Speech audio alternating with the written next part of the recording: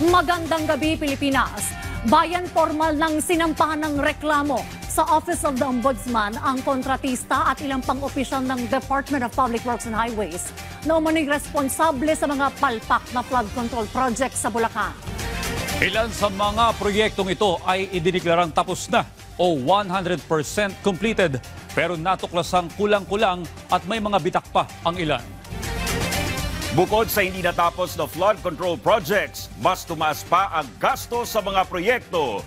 Yan ang ulat ni Bernard Ferrer. Mismong sina Department of Public Works and Highways Secretary Vince Dizon at Commission on Audit Chairperson Gamaliel Cordova ang personal na laghain ng dokumento sa Office of the Ombudsman kaugnay ng umano'y kontrobersya sa ilang flood control projects sa Bulacan. Kabilang sa mga inirekomendang sampahan ng kaso ang tatlong malalaking kontratista, ang Wawaw Builders, St. Timothy Construction Corporation at Sims Construction Trading, kabilang ang ilang umanong tiwaling opisyal ng DPWH. Sa flood mitigation structures ng Wawaw Builders sa Barangay Frances, Kalumpit na nagkakalaga ng mahigit 77 million pesos, natuklasan ng COA na hindi ito tapos kahit idineklarang 100% complete. Sa halip na 124 meters, 77.9 meters lamang ang natapos na konstruksyon. Binayaran pa umano ang Wawaw Builders ng dagdag na 3.1 million pesos kahit walang dokumento na nagpapaliwanag kung bakit tumaas ang gastos. Kitang-kita rin sa inspeksyon ang mga bitak sa dike, gayon din ang hindi pantay na concrete surface. Kabilang din ang isa pang proyekto ng Wawaw Builders sa Barangay Santa Lucia na nagkakalaga ng 74 million pesos. May mga bitak at misaligned din ang istruktura at hindi rin makumpirma ng mga auditor ang sinasabing 90% completion. Sa rehabilitasyon ng river protection structure ng St. Timothy Construction sa Barangay Bulusan na nagkakalaga ng 96 million pesos, natuklasan ng 38 million pesos discrepancy sa cost estimate ng DPWH kumpara sa evaluation ng COA.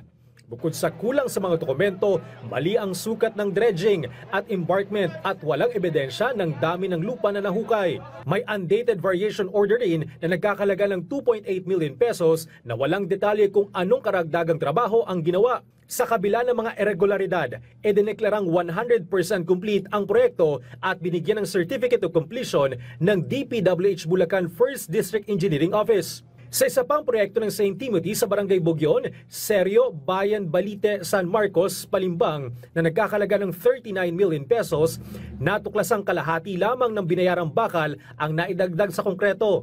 May mga butas din sa istruktura na maaring lumala sa paglipas ng panahon. Sa kabila ng mga irregularidad, idineklarang 100% complete ang proyekto at binigyan ng Certificate of Completion ng DPWH Bulacan 1st District Engineering Office. Sa proyekto ng reinforced concrete river wall ng Sims Construction sa Barangay Pial Baliwag na nagkakalaga ng 55 million pesos, ibang lokasyon ay tinuro ng DPWH 1st District Engineering Office. Natukoy naman ang COA ang tamang lugar pero wala pa rin nakitang anumang konstruksyon sa lugar. Sa kabila nito, fully paid na ang Sims Construction Trading noong June 30, 2025. Sa amin po kasi post-audit, it's after the transaction.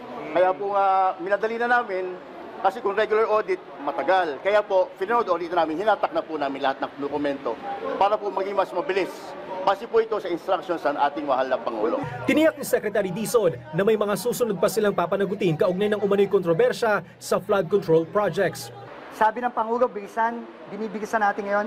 Sa mga susunod na araw, nandito ulit tayo. Sa susunod na linggo, nandito ulit tayo. Bawat project na makita namin na ghost, sobrang substandard, may problema, lahat po yun, dito ang bagsak niya sa Office of the Ombudsman. Samantalang itinanggi ni DPWH Undersecretary Maria Catalina Cabral ang mga alegasyon na may kaugnayan siya sa umano'y insertion sa 2016 budget ng ahensya. Bernard Ferrer para sa Pambansang TV sa Bagong Pilipinas.